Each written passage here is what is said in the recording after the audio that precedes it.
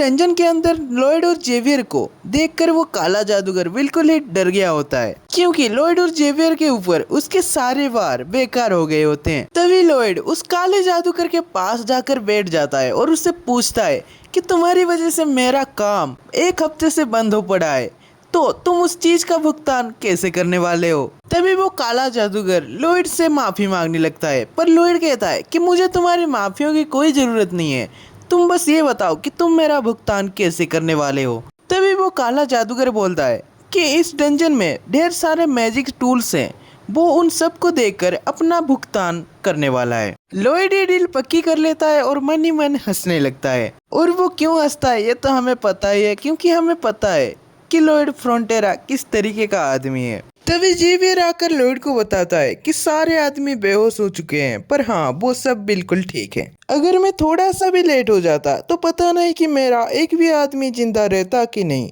आखिर तुम मेरे आदमियों के साथ करने ही क्या वाले थे? मैं दरअसल मरे हुए को जिंदा करने का कोशिश कर रहा था। कैसी घटिया सी बात कर रहे हो, क्या ये कभी हो भी पाएगा? तभी वो काला जादूगर कहता है कि वो अपने मरे हुए फैमिली को वापस जिंदा करने के लिए ये सब कर रहा था। उसके बाद वो अपनी बैक स्टोरी बताता है, जहाँ पर हमें पता चलता है कि उसके फैमिली को एक राजा ने मरवा दिया होता है और इसीलिए वो ये सब कर रहा होता है। पर तभी उस काले जादूगर को कहता है कि अगर तुम्हारे फैमिली जिंदा हो भी गए तो क्या तुम इन्हें बता पाओगे कि उन्हें लाने के लिए तुमने कितने सारे बेकसूर इंसानों की जान ले ली। ये सुनकर वो जादूगर बिल्कुल ही शौक हो जाता है। हम सभी के पास प्रॉब्लम है, पर इसका मतलब ये नहीं कि तुम अपने प्रॉब्लम्स के लिए दूसरों को नुकसान पहुंचाओ। ये सुनकर वो मैजिशियन नीचे की ओर देखने लगता है और रोने लगता है। लॉयड कहता है कि मैं फिर से आऊंगा तुम्हारे पास तुम्हारे मैजिक टूल्स को लेने के लिए, पर अगर तुमने फिर से किसी को हर्ट करने की कोशिश की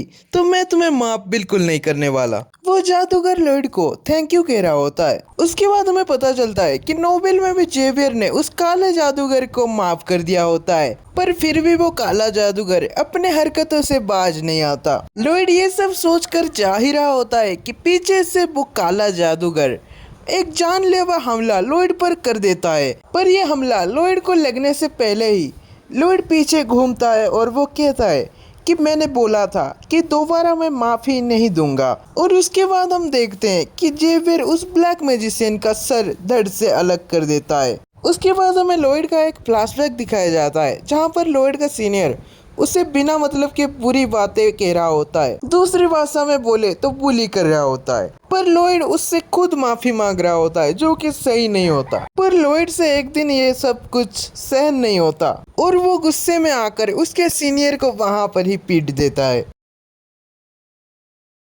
और वहां के लोग तुरंत ही लॉयड को रोकने के लिए आ जाते हैं। उसके बाद से वो सीनियर लॉयड से एक शब्द तक नहीं बोलता। कभी कभी वायलेंस को दूर करने के लिए वायलेंस का रास्ता ही अपनाना पड़ता है। ये कहकर लॉयड उस डंजन से बाहर निकलने लगता है और इसी के साथ चैप्टर भी यहीं पर ख़त्म हो जाता है। वैसे आपको ये चैप्टर कैसा लगा मुझे कमेंट्स में ज़रूर बताइएगा। और हाँ, अगर आपको नेक्स्ट पार्ट चाहिए तो वो मैं ला दूंगा। तब तक के लिए सब्सक्राइब।